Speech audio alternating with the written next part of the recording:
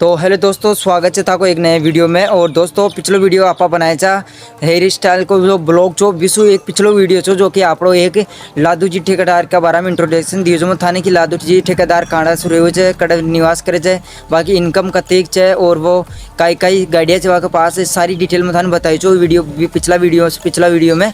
तो आज को जो वीडियो है वो होने वाला अपना सत्यवादी वीर तेजाजी महाराज के बारे में, इनकी जन्म और वो सभी को तो आप पता होगा, लेकिन इनकी जो बेसिक डिटेल है वो आप सभी को बताने वाला हूं मैं। तो वीडियो को शुरू से लेकर अंत तक देखना। चैनल पर नए हो तो चैनल को सब्सक्राइब करके बेल आइकन प्रेस कर लेना ताकि हमारे जो भी वीडियो आए आप सभी तक जल्दी पहुंच जाए। तो चलो वीडियो को शुरू करते हैं। तो गाइस सबसे पहले हम बात करते हैं तेजाजी महाराज के बारे में। तो सबसे पहले तेजाजी महाराज के बारे में आप बात आती है कि सत्यवादी वीर तेजाजी महाराज जो कि वीर तेजाजी महाराज थे, उनके नाम से पहले क्यों लगाया जाता है श्री सत्यवादी वीर तेजाजी महाराज।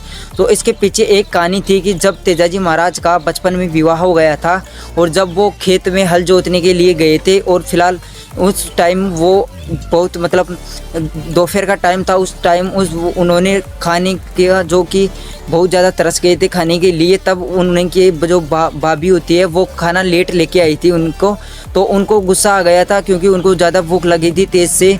तो उन्होंने गुस्से में भाभी को कुछ ना बोल दिए थे कुछ, जो कि भाभी ने उन्हें फिर ऐसे बोले थे जिससे कि तेजाजी के खुद के मतलब सीधे धड़कन में लगे थे, जिसके कारण तेजाजी महाराज थे जो अपने ससुराल के लिए चले जाते हैं। उनकी भाभी इसी टॉपिक पे कहती है कि आपको भोजन टाइम पे खाना है तो अपनी लुगाई से खा लो, ऐसा उनको बोली थी तेजाजी महाराज। तभी वो बोल खटक गई तेजाजी महाराज के और तेजाजी महाराज अपने लीलन, जो कि उनकी घोड़ी का नाम था लीलन, तो उसको लेकर निकल जाते हैं अपने पनेर, जो कि तेजाजी का सासरा हुआ करता था पनेर।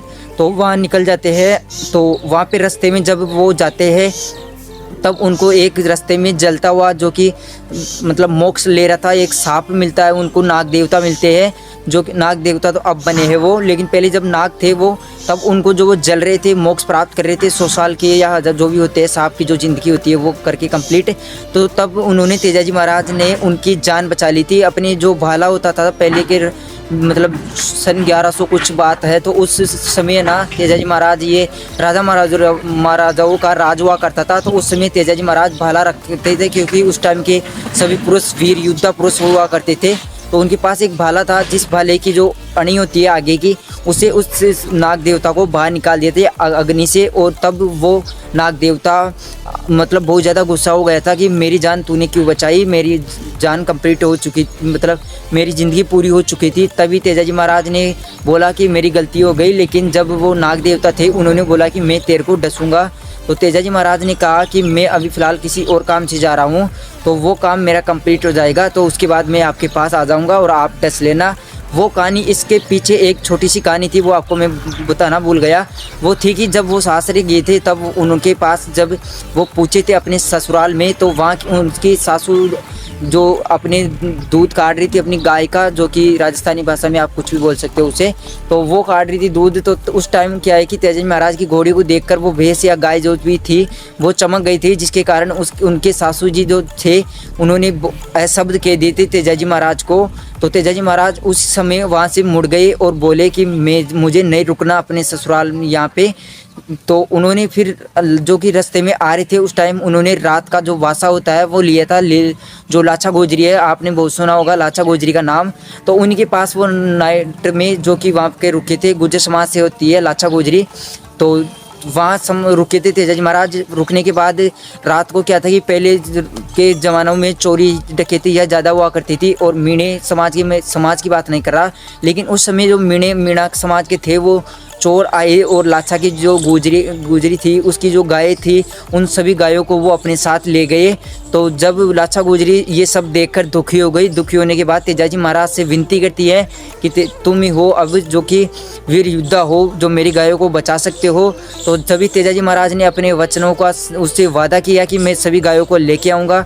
इस वादे को लेकर तेजाजी महाराज अपनी लीलन पर चढ़ते हैं और उन सभी मीणाओं के पास पहुँच जाते हैं जहाँ लाछा की गायों को वो मीणा लेके गए थे, तो वहाँ पहुँच जाते हैं और तेजाजी की मीणों के बीच और तेजाजी के बीच बहुत ज़्यादा युद्ध होता है। और उसी टाइम जब तेजाजी महाराज अपने सभी वचनों को पूरा करते हुए लाचा गोजरी की गायें सभी बचा लाते हैं, लेकिन उस युद्ध में तेजाजी बहुत ज़्यादा क्षतिग्रस्त हो जाते हैं। एक तरह से गंभीर चोट हो जाती है उनके साथ, क्योंकि उनके अंग शरीर से मीणों ने कूट देते हैं इनको।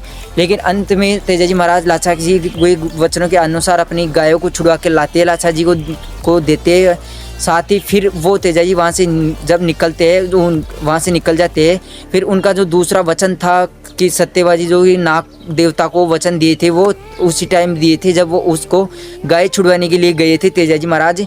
तो वहाँ रास्ते में मिला था, तो जैसे लाचा की गुजरिया को जो की गाय थी, उन सभी गायों को लाचा को संभला के फिर वहाँ से निकल गए थे तेजाजी।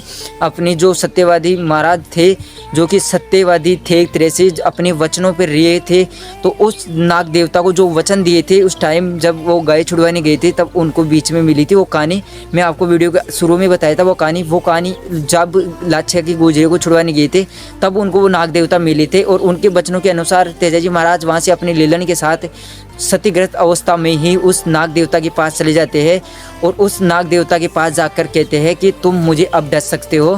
तभी नाग देवता थे जो तेजाजी की इस प्रशंसा को देखकर खुश हुए और बोले कि चल मैं तुझे नहीं डसूंगा। लेकिन तेजाजी महाराज ने कहा नहीं, मैं आप सभी को आपको वचन दिया हूँ तो आपको मेरे को डसना ही होगा।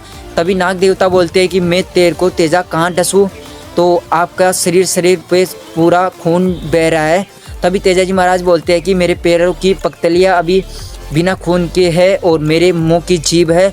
और तो तभी नाग देवता थे जो कि तेजाजी की जीभ पे डसे थे। आप फोटोज़ में भी देखते हो तेजाजी महाराज की, में और भी देखते हो आप कि उनको जो तेजाजी महाराज थे वो अपने जो भाला हुआ करता था उससे चढ़ के जो नाग थे वो तेजाजी को जीभ पे डसे थे। उसी दिन वहाँ मृत्यु हो गई थी उनकी। और उस लीलन ने जाकर सभी को कहा था कि तेजाजी महाराज इस धरती पे नहीं रहे। तभी तेजाजी की जो कहानी थी वो घटी थी। तेजाजी का जन्म तो हुआ था खरनाल में, नागौर धोलिया जाटों के परिवार में हुआ था, लेकिन जब वो ख़त्म हुई थी तेजाजी महाराज, जब वो थे सुरसरा में, तभी वहाँ से जो कि अभी फ़िलहाल तेजाजी मंदिर बन रखा है, वहाँ पे उन्होंने अपने प्राण निछावर किए थे। तो जो तेजा दशमी आती है वो तेजाजी बलिदान दिवस के रूप में बनाई जाती है, ना कि उनके जन्म उत्सव के बारे में बनाई जाती है। उनका जन्म स्थान जो अलग होता है वो खरनाल में बनाया जाता है। तो जो तेजाजी दशमी का मेला होता है, सबसे बड़ा मेला होता है, सबसे बड़ी तेजा दशमी होती है, वो उस दिन तेजा जी का बलिदान दिवस हुआ करता है। तो ये सभी का एक कंफ्यूज हुआ करता है कि उस दिन दशा बनाते हैं हम, मेला लगता है, तो वो मेला है। और ये इसलिए लगता है क्योंकि जो नाग देवता थे वो उस तेजाजी महाराज को वचन दिए थे कि आप कलयुग में पूजा होगी। तो फिलहाल अभी कलयुग चल रहा है, तो कलयुग में तेजाजी महाराज इतने ज़्यादा फेमस मतलब पूजा रहे हैं।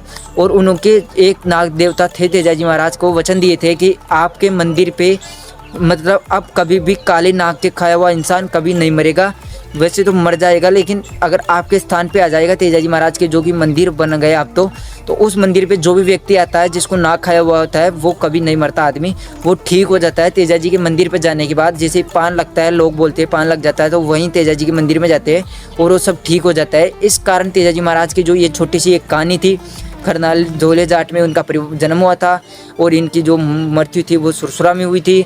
इस कारण दोनों स्थानों का एक महत्व स्थान दिया गया है। साथ ही राजस्थान और भी मतलब आउट ऑफ कंट्री मतलब पूरे भारत में तेजाजी की कहीं ना कहीं मूर्तियाँ मिली जाएगी आपको।